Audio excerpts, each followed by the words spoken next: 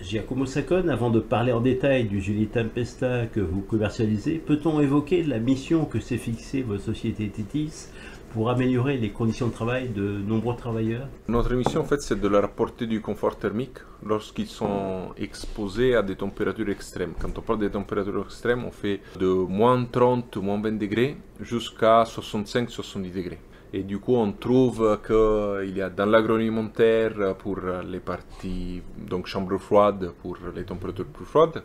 Et sinon, dans la métallurgie, sidérurgie, donc industrie lourde, et l'industrie du verre, où il y a les températures les plus chaudes, où les travailleurs sont exposés. Quel est le nombre de travailleurs qui, rien qu'en France, sont exposés régulièrement à des températures extrêmes? En fait, il y a 9 millions de personnes qui sont exposées, 8,9 pour être précis. Si on pense qu'en France, il y a entre 27 et 30 millions de personnes actives, ben, ça fait 30% de la main-d'œuvre française, quoi. Pour parvenir à votre objectif et concevoir votre gilet thermique, vous utilisez des technologies issues du spatial et du nucléaire. Cela est directement lié à votre parcours personnel. Pouvez-vous nous en retracer les temps forts? Oui, donc en fait, moi j'ai démarré mes études en ingénierie nucléaire. C'était 2008. Et c'est pendant mon master en fait que j'ai commencé à m'intéresser aux problématiques du spatial. Et du coup, à côté, j'ai travaillé dans un autre département d'ingénierie sur des projets de l'Agence spatiale européenne. Et ça aboutit à pas mal de beaux événements dans ma vie personnelle et professionnelle. On a fait 5 campagnes de vol paraboliques et d'autres collaborations avec l'Agence spatiale européenne qui nous a fait en fait monter en compétences toujours liées aux échanges thermiques. Et après, quand j'ai eu mon master, je suis parti aux États-Unis pour faire un doctorat entre l'Italie et le MIT à Boston, qui était encore une fois dans les départements d'ingénierie nucléaire, mais avec un regard pour l'espacial. Après mon doctorat, je suis rentré en Europe et j'étais embauché chez Thales, où j'ai travaillé entre 7 et 8 ans. Et j'ai participé au développement de 2 plus grands satellites jamais conçus en Europe, où on a installé ce nouveau système de refroidissement, ou plutôt de contrôle thermique, pour des grands satellites. Et à la fin de ces deux, en fait, j'ai décidé de me plonger et ramener sur Terre, et pour des gens communs, ces expériences pour leur apporter du bien-être. Donc ce cheminement a abouti à la création de la société Tethys. Tout à fait. Pouvez-vous nous présenter votre solution? Comment ça fonctionne, ce fameux gilet? Très simplement, c'est un petit gilet avec une clim réversible intégrée. Et ça, c'est hyper important parce qu'en fait, c'est cette clim réversible que tout simplement, elle permet de gérer la puissance électrique pour faire en sorte que soit elle nous refroidisse, soit elle nous réchauffe. Et choisir également la puissance qu'on souhaite. Parce que quand on parle de confort, chaque personne a le sien. Peut être dicté par l'âge, le sexe, le métabolisme en général. Mais en fait, chaque personne elle a son niveau en fait de confort. Et avec ces gilets, en fait, on permet à chacun de pouvoir choisir son confort thermique personnalisé du coup. Quels sont les avantages de votre solution, notamment en termes de facilité d'utilisation? En fait, vis-à-vis de la concurrence, on a un équipement qui est plus léger, qui dure plus longtemps et à puissance constante, alors qu'il y a pas mal de vestes qu'on peut trouver sur les marchés avec des poches glacées par exemple, où l'effet en fait s'estompe petit à petit avec le temps. Et en plus, on travaille beaucoup sur l'ergonomie. En fait, avec nos clients, une fois qu'on a validé la partie technique, disons, la partie génération de la chaleur, on travaille sur la partie ergonomie. Vraiment, on est en train de créer un produit qui répond aux besoins industriels.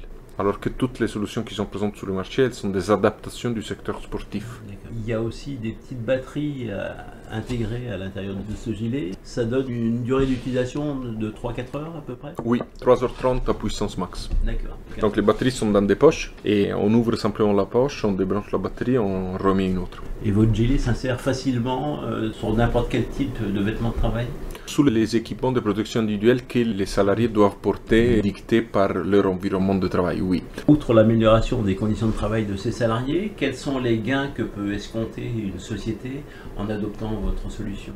Oui, en fait, c'est surtout là que ça intéresse à certains interlocuteurs. Ce qu'on peut faire, en fait, c'est réduire les temps de pause, augmenter du coup la productivité, réduire les risques d'accident.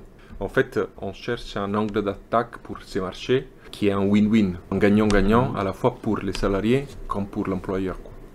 Alors, votre gilet a déjà fait ses preuves sur le terrain avec de grands groupes comme ArcelorMittal ou GSF comme utilisateurs. Quels sont les premiers retours de ces clients? En fait, ils ont validé la partie technique, c'est-à-dire la puissance, la capacité du système à dégager de la chaleur, même dans des environnements très très chauds. Chez GSF, on était sur du 70 degrés dans des verreries. Et chez ArcelorMittal, bon, c'est de la fabrication de bobines en acier. C'est des environnements rayonnants, très très haute température. Et on a validé l'effet refroidissant du gilet, dans ces deux cas plutôt extrêmes. Et les retours qu'on a, en fait, c'est très positif du côté technique. Donc votre gilet convient parfaitement aux verreries. Est-ce que vous l'avez testé à la verrerie de Biot? Non, parce qu'on essaye d'aller toucher des grands groupes. Donc la verrerie en question, c'était OI, qui font les bouteilles de bière. Alors votre gilet est souvent employé par des travailleurs exposés à de fortes chaleurs, mais il peut aussi bien servir pour des salariés exposés au froid. Est-ce que c'est déjà le cas? Oui, même avec GSF, on est dans 2 chambres froides dans le nord de la France, en Normandie.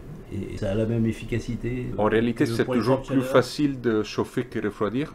Et ben, c'est lié en fait au monde physique où on vit, c'est-à-dire que quand on réchauffe, on peut utiliser les irréversibilités du système pour réchauffer, donc ça donne un petit peu plus de puissance. Quand on refroidit, on doit dégager à la fois votre puissance métabolique, mais aussi les irréversibilités qu'on est en train de créer. Et du coup, effectivement, la puissance thermique nette qu'on va vraiment utiliser, elle est plus importante pour le chaud que pour le froid. D'accord. Plus étonnant au premier abord, votre gilet a été expérimenté par les policiers municipaux de Mandelieu-la-Poule. Dans quelles conditions et pour quelle efficacité? Tout à fait, oui. C'était une expérience très importante pour nous parce qu'ils nous ont accompagnés pendant un bon moment dans les phases de développement. On a testé les gilets donc en moto, en voiture et en position debout assise lors de certains événements. Ils l'ont testé sur quelques semaines et les retours c'était très très positif. En fait, ils ont bien apprécié le produit, les poids, sa puissance. De ce côté-là, c'était merveilleux. Pour nous aussi, en fait, d'avoir un retour si positif dans une période tout au début, en fait, de notre histoire. Ce qui nous freine aujourd'hui, en fait, c'est les côtés réglementation et chercher un fabricant de gilets pare-balles pour pouvoir effectivement déployer la solution. Parce que le gilet s'insère parfaitement dans le gilet pare-balles. Reste à savoir s'il résiste aux balles. Exactement, du coup on a fait des tests de tir, donc on allait dans un stand de tir avec un gilet pare-balles. Le but c'était de ne pas amener un risque supplémentaire pour la personne qui les porte, d'accord? Et ce qu'on a vu c'était très positif, cependant en fait il y a toujours l'aspect réglementation qu'il faut passer. Alors les applications étant a priori immenses, quelles sont les perspectives de développement de Tethys? Nous, ce qu'on souhaite faire dans cette, disons, première étape de commercialisation, parce qu'on a démarré jusqu'en mai à commercialiser finalement, c'est de développer les axes métallurgie et industrie lourde, un peu de construction. Il y a des groupes qui sont intéressés et il y a beaucoup de volume, donc c'est quand même un secteur très, très intéressant. Verrerie toujours, oui. Et ensuite, dans cette période, on attaque les chambres froides. Et le but, en fait, c'est déjà de garder les forces autour de ces secteurs pour pas trop disperser la force de frappe. Et ensuite, à partir de fin 2026, s'appuyer sur des distributeurs pour pouvoir démocratiser la solution. Et là, alors, ça sera le cas pour les verreries de Biot. À quel stade en êtes-vous de la production industrielle de vos gilets et où se déroule-t-elle? Nous sommes en contact avec 4 emplacements pour la production. On a ciblé des entreprises adaptées parce qu'on a une politique inclusive du travail. On veut intégrer du personnel handicapé dans notre chaîne de valeur et aussi avoir un impact social là-dessus. Du coup, on a l'école de production de Nice, avenue Simone Veil, propulsée par l'UIMM, qui nous ont mis en relation et ils nous aident aussi dans cette phase de début de pré-série. Ensuite, une entreprise adaptée à Toulon, une entreprise adaptée à Toulouse. À Toulon, ça s'appelle Avat, à Toulouse, YMCA, et une entreprise adaptée à Saint-Malo. Quels sont vos objectifs de production à moyen terme? Combien de gilets envisagez-vous de produire chaque année? Aujourd'hui, on a une capacité de faire 30 gilets par mois. On voudrait monter à 100 avec ces 4 ateliers de production. Et le but, c'est de surpasser au plus vite 1000 unités par an. Alors, concernant la commercialisation de ces gilets, vous offrez le choix entre 3 options. Quelles sont-elles? Comme modèle économique, donc on a la location mensuelle, la location annuelle ou sinon l'achat one-shot. L'achat one-shot, c'est disons un nouvel type d'offre qui est né suite aux discussions qu'on a eues avec des distributeurs. Quel est le coût d'un gilet Tempesta? Pour un ordre qui se situe entre 100 et 150 unités, on est sur du 125 € par mois, 500 € par an et 1450 € à l'achat. Et peut-on envisager à terme une commercialisation au plus grand public avec peut-être une version différente de votre gilet? Oui, c'est ça qu'on a en tête, oui, mais pas tout de suite. Quels seraient les secteurs prioritaires que vous visez? En fait, exploiter la partie police municipale, c'est plutôt intéressant pour nous. C'est une bonne période vu la conjoncture mondiale d'aller vers le secteur des armements. Et ensuite, pourquoi pas aller démarcher aussi d'autres armées, comme par exemple en Arabie Saoudite, où je sais qu'ils sont déjà en train d'employer des solutions concurrentes. Je n'ai pas répondu complètement à votre question, donc là j'ai parlé pour démocratiser dans le sens élargir le spectre d'action, mais démocratiser dans le sens aller vers du B2C ou un secteur sportif, effectivement c'est quelque chose qu'on pourrait faire, c'est à voir avec les distributeurs, parce qu'on ne va pas le faire tout seul. Tout seul, nous on va faire du direct en B2B avec des grands groupes, mais avec les distributeurs on peut envisager effectivement une distribution sur large échelle et pourquoi pas faire du B2C.